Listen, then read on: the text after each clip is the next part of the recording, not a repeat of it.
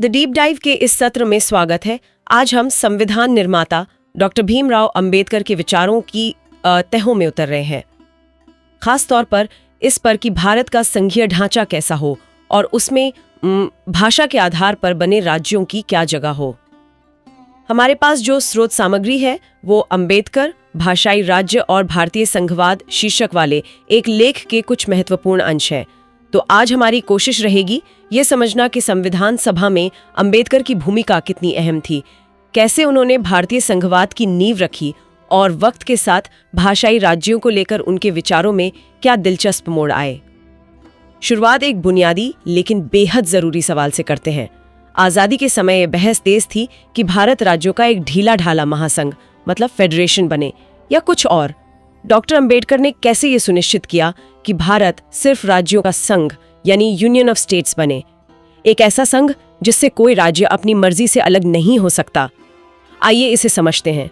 संविधान सभा में नाम पर भी खूब बहस हुई, भारत, हिंदुस्तान, आर्यव्रत, और उससे भी ज्यादा इस बात पर कि राज्यों का केंद्र से रिश्ता कैसा हो। कई सदस्य चाहते थे कि अमेरिका की तरह भारत भी एक फेडरेशन ऑफ स्टेट्स बने, लेकिन अंबेडकर यूनियन ऑफ स्टेट्स पर क्यों अड़े रहे? इसमें क्या खास बात थी? हाँ, देखिए, अंबेडकर का तर्क जो उन्होंने 4 नवंबर 1948 को सभा में रखा था वो बहुत साफ और मजबूत था। उन्होंने जोर देकर कहा कि ये जो संघ शब्द है, यूनियन, इसका इस्तेमाल सोच समझकर किया गया है, ये दिखाने के लिए कि भारतीय संघ अमेरिकी महासंघ की तरह राज्यों के बीच किसी आपसी समझौते का नतीजा नहीं है। अच्छा। और क्योंकि ये कोई समझौता नहीं है, इसलिए किसी भी राज्य को यह हक नहीं है कि वो जब चाहे इस संघ से अलग हो जाए। ये संघ अटूट है, अविनाशी है, इंडिस्ट्रक्टेबल। अच्छा, तो ये सिर्फ शब्दों का हेरफेर नहीं था, बल्कि एक गहरी सोच थी।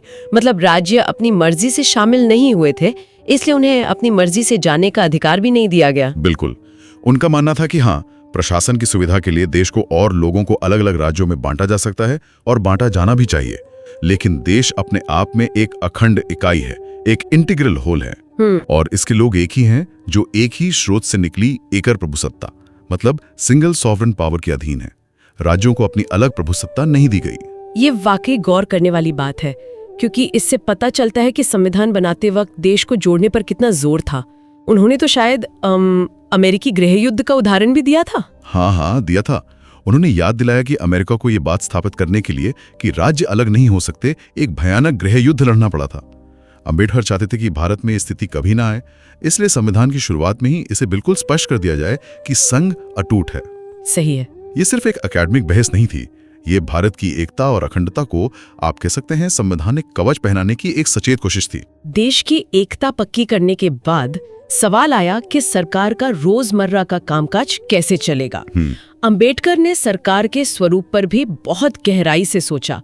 उन्होंने अमेरिका जैसी अध्यक्षीय प्रणाली, प्रेसिडेंशियल सिस्टम के बजाय ब्रिटेन जैसी संसदीय प्रणाली को भारत के लिए क्यों बेहतर समझा? देखिए, अंबेडकर ने लोकतांत्रिक कार्यपालिका यानी सरकार चलाने वाली जो बॉडी होती है, उसके लिए 2 जरूरी शर्तें बताईं। पहली, स्थायित्व, स्टेबिलिटी, यानी सरकार टिकी रहे, और दूसरी, जवाबदेही, रिस्पॉन्सिबिलिटी, यानी सरकार अपनी जनता और उनके प्रतिनिधियों के प्रति जिम्मेदार हो। उन्होंने माना कि अमेरिका और स्विट्जरलैंड जैसी अध्यक्षीय प्रणालियों में स्थायित्व ज्यादा होता है, क्योंकि राष्ट्रपति का कार्यकाल निश्चित होता है और वो विधायिका पर निर्भर नहीं होता। लेकिन उनमें जवाबदेही कम होती है। दूसरी तरफ ब्रिटेन या भारत जैसी संसदीय प्रणाली में जवाबदेही रोजमर्रा की होती है, क्योंकि सरकार को संसद यानी विधायिका में बहुमत बनाए रखना होता है। अच्छा। और वो संसद के प्रति सीधे तौर पर जिम्मेदार होती है। लेकिन इसमें स्थायित्व थोड़ा कम होता है, क्योंकि बहुमत खोने पर सरकार कभी भी गिर सकती है। तो ये एक तरह का चुनाव था, ज्यादा स्थायित्व चाहिए या ज्यादा जवाबदेही। भारत जैसे नए आजाद हुए इतनी विविधता वाले देश के लिए ज्यादा जवाबदेही को ज्यादा स्थायित्व से अहम क्यों माना गया? हाँ, अच्छा सवाल है। अंबेडकर ने इस बात पर गौर किया कि जवाबदेही का आकलन कैसे और कब होता है। अमेरिका में राष्ट्रपति की जवाबदेही का बड़ा आकलन हर 4 साल में चुनाव के वक्त होता है। हाँ, बीच में महाभियोग जैसी प्रक्रिया है, पर वो असाधारण है। सही। लेकिन ब्रिटेन या भारत की संसदीय प्रणाली में जवाबदेही 2 स्तरों पर होती है। एक तो आवधिक, पीरियोडिक, यानी चुनावों के जरिए जनता द्वारा, और दूसरी दैनिक जवाबदेही, मतलब रोज रोज का हिसाब किताब। हाँ, बिल्कुल। संसद सदस्य हर रोज सरकार से सवाल पूछ सकते हैं, प्रस्ताव ला सकते हैं, नीतियों पर बहस कर सकते हैं, काम रोको प्रस्ताव ला सकते हैं और अविश्वास प्रस्ताव भी। हाँ, और सबसे बढ़कर कर अविश्वास प्रस्ताव लाकर सरकार को हटा भी सकते हैं। अच्छा। हाँ, अंबेडकर को लगा कि भारत जैसी परिस्थितियों में जहां सरकार पर निरंतर नजर रखना जरूरी था, ये रोजमर्रा की जवाबदेही वाली व्यवस्था ज्यादा कारगर होगी। अच्छा। इसलिए ड्राफ्ट संविधान ने ज्यादा जवाबदेही को ज्यादा स्थायित्व पर तरजीह दी। इसमें फिर भारतीय राष्ट्रपति और अमेरिकी राष्ट्रपति की भूमिकाओं में भी जमीन आसमान का फर्क आ गया होगा ना? निश्चित रूप से भारतीय राष्ट्रपति इंग्लैंड के राजा या रानी की तरह राज्य के संवैधानिक प्रमुख हैं, हेड ऑफ स्टेट हैं। हाँ। लेकिन वो कार्यपालिका के वास्तविक प्रमुख, हेड ऑफ एग्जीक्यूटिव नहीं है। वो प्रधानमंत्री और मंत्री परिषद के सलाह मानने के लिए बाध्य हैं। जब तक मंत्रियों को संसद में बहुमत हासिल है, राष्ट्रपति उन्हें बर्खास्त नहीं कर सकते। मंत्री भी संसद के सदस्य होते हैं और संसद के प्रति सामूहिक रूप से उत्तरदायी होते हैं। कार्यपालिका के असली प्रमुख हैं। वो अपने सचिवों मतलब मंत्रियों की सलाह मानने के लिए बाध्य नहीं है और उन्हें कभी भी हटा सकते हैं। सचिव संसद मतलब कांग्रेस के सदस्य नहीं होते। अमेरिका में कार्यपालिका और विधायिका के बीच शक्तियों का स्पष्ट बंटवारा है, जबकि भारत में कार्यपालिका विधायिका का ही हिस्सा है और उसी के प्रति जवाबदेह है। बिल्कुल। सरकार के स्वरूप के बाद अब संविधान के ढांचे की बात करते हैं। क्या ये पूरी तरह एकात्मक है, यूनिटरी, जहां सारी शक्ति केंद्र में हो, या संघीय, फेडरल, जहां केंद्र और राज्यों के बीच शक्तियों का बंटवारा हो? अंबेडकर ने इसे कैसे देखा और भारतीय संघवाद अमेरिकी संघवाद से किन मायनों में अलग है? अंबेडकर ने समझाया कि एकात्मक संविधान वो होता है जहां सारी सत्ता केंद्र सरकार में निहित होती है और राज्य सरकारें अगर होती भी हैं तो वो केंद्र के अधीन होती हैं, उनकी अपनी कोई संप्रभु शक्ति नहीं होती। इसके विपरीत संघीय संविधान में केंद्र और राज्यों या प्रांतों के बीच शक्तियों का स्पष्ट संवैधानिक बंटवारा होता है। दोनों ही अपने अपने दायरे में संप्रभु या सर्वोच्च होते हैं। इसे उन्होंने दोहरी राज व्यवस्था, डुअल पॉलिटी कहा। ड्राफ्ट संविधान ने भारत के लिए यही दोहरी राज व्यवस्था स्थापित की।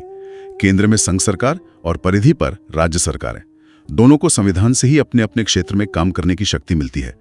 इस लिहाज से ये अमेरिकी संविधान जैसा दिखता है। अच्छा। लेकिन अंबेडकर ने तुरंत चेताया कि ये समानताएं सतही हैं और भारतीय संघवाद की अपनी अनूठी विशेषताएं हैं। और वो मुख्य अंतर क्या है? आपने दोहरी राज व्यवस्था की बात की, लेकिन क्या नागरिकों के लिए भी दोहरी नागरिकता का प्रावधान रखा गया जैसे अमेरिका में है? नहीं, और यही पहला बड़ा अंतर है। अमेरिका में दोहरी नागरिकता है, एक तो पूरे देश की फेडरल सिटीजनशिप, हाँ, और दूसरी उस राज्य की जहां व्यक्ति रहता है, स्टेट सिटीजनशिप। इसके चलते राज्यों को यह अधिकार मिल जाता है कि वो कुछ मामलों में अपने नागरिकों और दूसरे राज्यों से आए नागरिकों के बीच भेदभाव कर सके। जैसे वोट देने का अधिकार, सरकारी नौकरी पाने का अधिकार या कुछ खास व्यापार करने का लाइसेंस। अंबेडकर और संविधान सभा ने इसे भारत के लिए ठीक नहीं समझा। अच्छा। इसलिए दोहरी राज व्यवस्था होने के बावजूद भारत में एकल नागरिकता, सिंगल सिटीजनशिप का प्रावधान किया गया। यानी सिर्फ एक नागरिकता, भारतीय नागरिकता, कोई राज्य की नागरिकता नहीं। बिल्कुल, हर भारतीय चाहे वो किसी भी राज्य में पैदा हुआ हो या रहता हो, पूरे देश का नागरिक है और उसे पूरे भारत में समान नागरिक अधिकार प्राप्त हैं। राज्यों को इस आधार पर भेदभाव करने की इजाजत नहीं है। ये राष्ट्रीय एकता को मजबूत करने वाला एक बहुत बड़ा कदम था। हाँ, ये तो बहुत महत्वपूर्ण है। और दूसरा मुख्य अंतर? दूसरा बड़ा अंतर केंद्र और राज्यों के आपसी संबंधों और उनकी स्वायत्तता के स्तर का है। अमेरिका में, जैसा कि विद्वान जेम्स ब्राइस ने कहा था, केंद्र और राज्य सरकारें एक बड़ी इमारत और उसी जमीन पर खड़ी कई छोटी इमारतों की तरह हैं जो एक दूसरे से अलग हैं। अमेरिकी राज्य अपने संविधान बनाने और उनमें संशोधन करने के लिए काफी हद तक स्वतंत्र हैं, पर शर्त यह है कि वो गणतांत्रिक स्वरूप बनाए रखें। भारतीय संविधान में ऐसा नहीं है। राज्यों के लिए अलग संविधान नहीं है, एक ही संविधान है जो केंद्र और राज्यों दोनों पर लागू होता है। यहीं पर भारतीय संघवाद की वो खासियत सामने आती है जिसका अक्सर जिक्र होता है, इसका लचीलापन। ये इसे शायद दुनिया के बाकी संघीय ढांचों से अलग करता है। हाँ, ये भारतीय संघवाद की सबसे अनूठी और महत्वपूर्ण विशेषताओं में से एक है।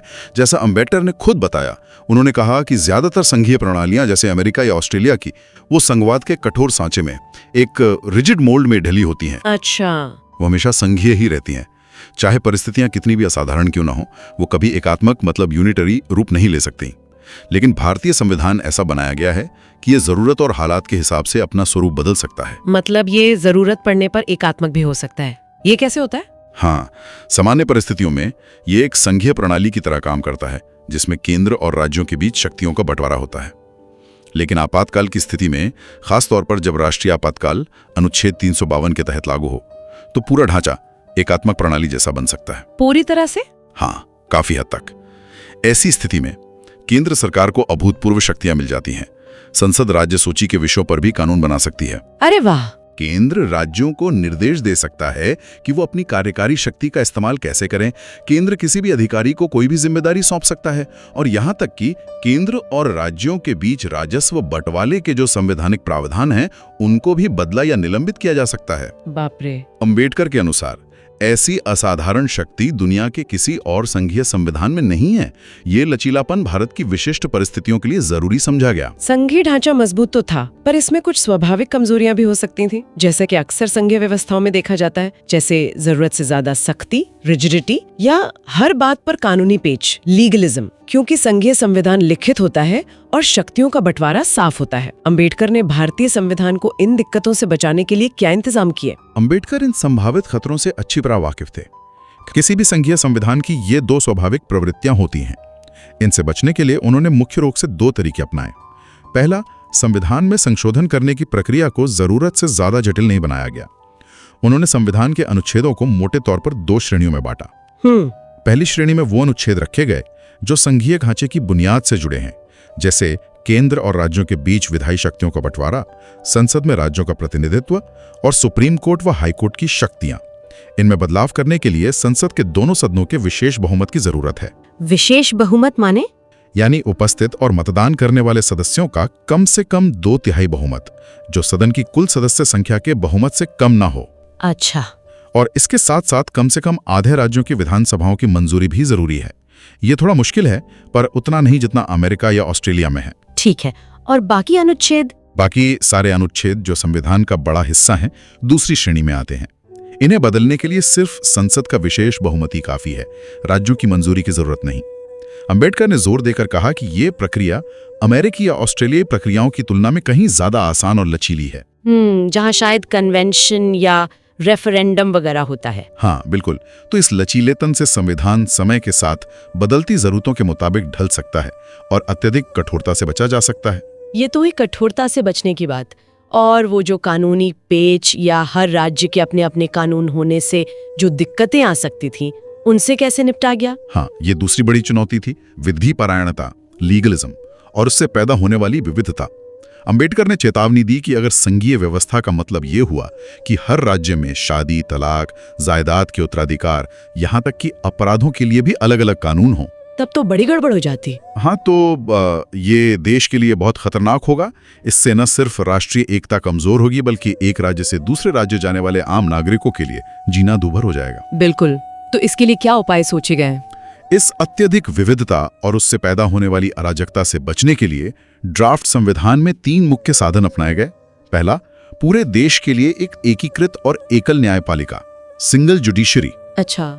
हमारे यहाँ अमेरिका की तरह राज्यों की अपनी अलग न्यायपालिका प्रणाली नहीं है, जो संघीय न्यायपालिका से पूरी तरह स्वतंत्र हों। सुप्रीम कोर्ट और हाई कोर्ट एक ही पदानुक्रम का हिस्सा हैं। दूसरा, बुनियादी कानूनों, फंडामेंटल लॉज, खासकर सिविल और आपराधिक कानूनों में जहां तक हो सके एकरूपता, यूनिफॉर्मिटी रखी गई।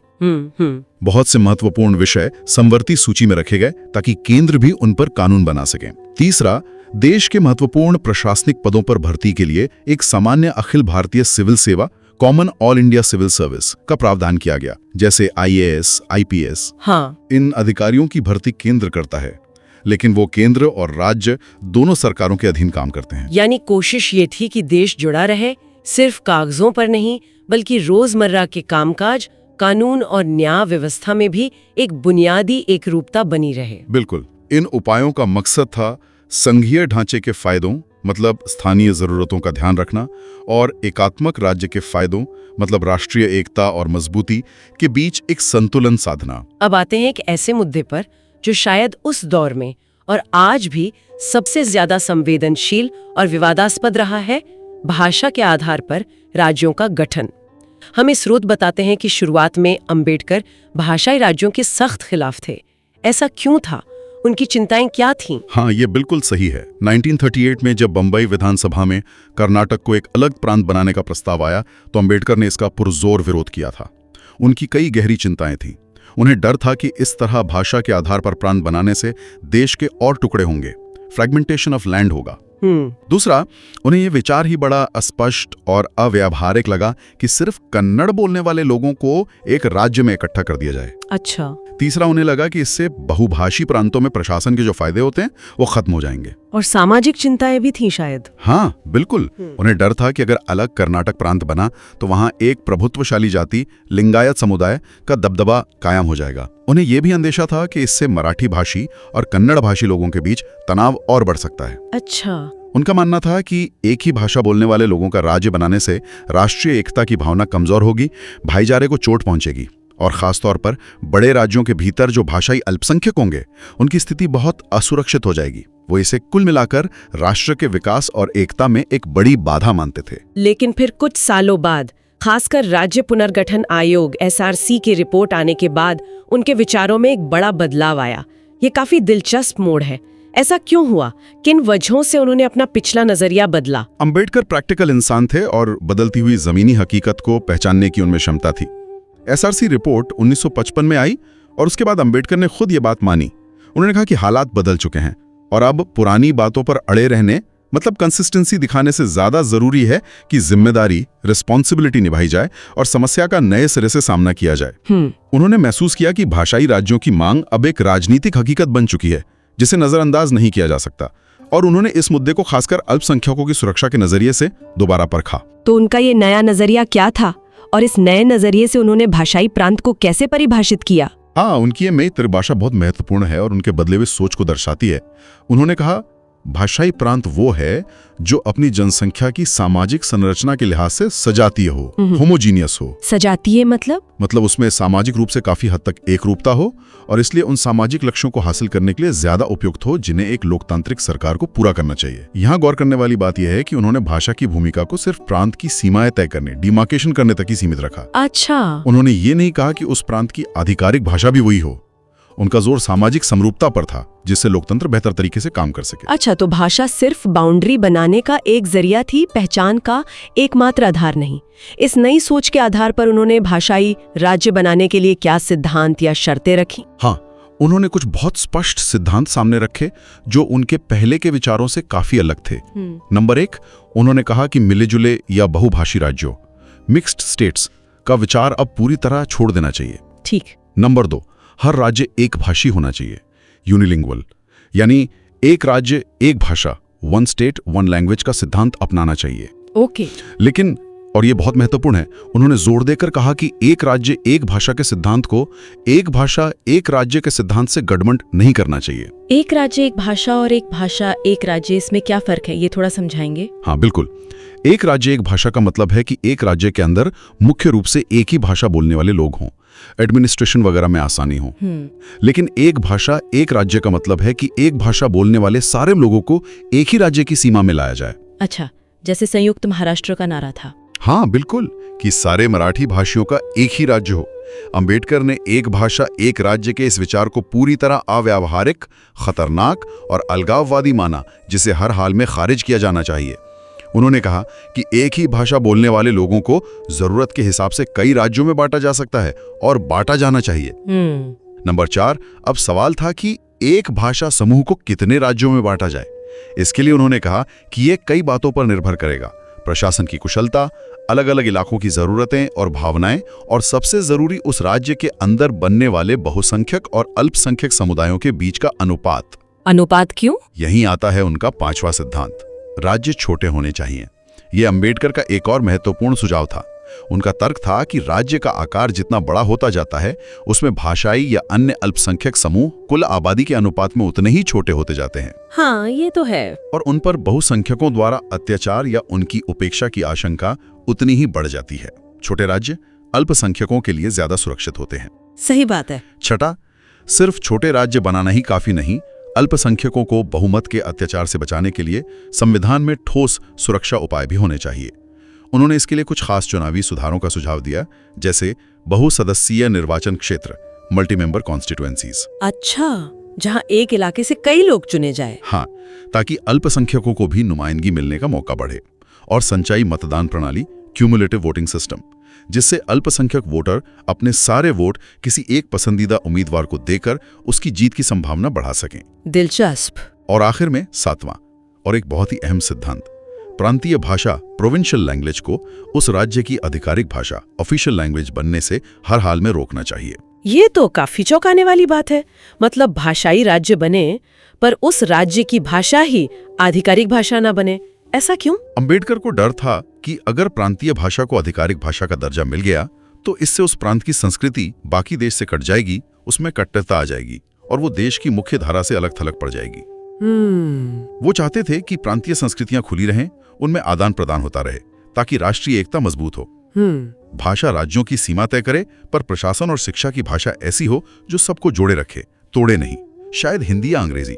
तो मतलब उनका अंतिम निष्कर्ष ये था कि हाँ भाषाई राज्य बने, लेकिन वो एक भाषा एक राज्य के जुनून पर आधारित बड़े बड़े राज्य न हो, बल्कि प्रशासनिक सुविधा, सामाजिक समरसता और अल्पसंख्यकों की सुरक्षा को ध्यान में रखकर बनाए गए छोटे एक भाषी राज्य हों और उनमें भी प्रांतीय भाषा को सरकारी कामकाज पर हावी न होने दिया जाए। बिल्कुल सही समझा आपने। उनका साफ मानना था कि एक भाषा एक राष्ट्र की भावना से बनने वाले बड़े भाषाई राज्य देश के लिए घातक साबित हो सकते हैं। वो सांस्कृतिक टकराव बढ़ा सकते हैं और यहाँ तक कि भविष्य में गृहयुद्ध का कारण भी बन सकते हैं। उनकी नजर में छोटे, प्रशासनिक रूप से कुशल और सामाजिक रूप से संतुलित राज्य ही भारत की एकता और लोकतंत्र के लिए बेहतर थे। और ये वाकई दिलचस्प है कि बाद में जो राज्यों के पुनर्गठन हुए, हाँ बिल्कुल, चाहे वो बंबई राज्य का गुजरात और महाराष्ट्र में बंटना हो या बाद में बिहार से झारखंड, उत्तर प्रदेश से उत्तराखंड या आंध्र प्रदेश से तेलंगाना का बनना हो, ये सब अंबेडकर के एक भाषा एक राज्य वाले विचार को खारिज करके और एक राज्य एक भाषा या जरूरत पड़ने पर एक भाषा के कई राज्य वाले मॉडल के आधार पर ही संभव हो पाया है। ये उनके विचारों की दूरदर्शिता को दिखाता है। तो आज हमने देखा कि डॉक्टर अंबेडकर ने कितनी गहराई और दूरदर्शिता के साथ भारत के लिए एक ऐसे संघीय ढांचे की वकालत की और उसे बनाने में मदद की जो दुनिया में अपने आप में अनूठा था।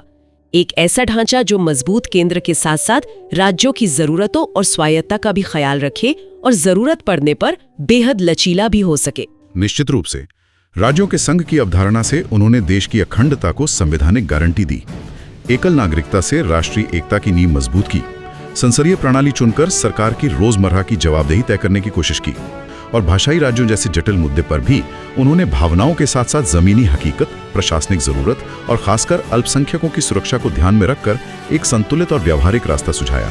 हाँ, छोटे एक भाषी राज्य, न कि भाषा के नाम पर बड़े बड़े राष्ट्र। बिल्कुल। आज के ये स्रोत हमें अंबेडकर की असाधारण संवैधानिक समझ और उन जटिल चुनौतियों की एक झलक देते हैं जिनका सामना हमारे संविधान निर्माताओं ने देश की बुनियाद रखते समय किया था। और जाते जाते एक सवाल सोचने के लिए छोड़ जाते हैं। अंबेडकर ने भाषाई राज्यों में प्रांतीय भाषा को आधिकारिक भाषा का दर्जा देने से बचने पर इतना जोर दिया था ताकि भाषाई समूह एक दूसरे से कट न जाएं और राष्ट्रीय एकता बनी रहे। आज संविधान लागू होने के 7 दशक से ज्यादा बीत जाने के बाद क्या लगता है, क्या भारत अपनी भाषाई पहचानों की विविधता और राष्ट्रीय एकता की जरूरत के बीच वो नाजुक संतुलन साध पाया है जिसकी कल्पना अंबेडकर ने की थी, या ये कश्मकश आज भी हमारे सामने एक बड़ी चुनौती है? इस गहरी और रोशन डालने वाली बातचीत के लिए धन्यवाद। धन्यवाद।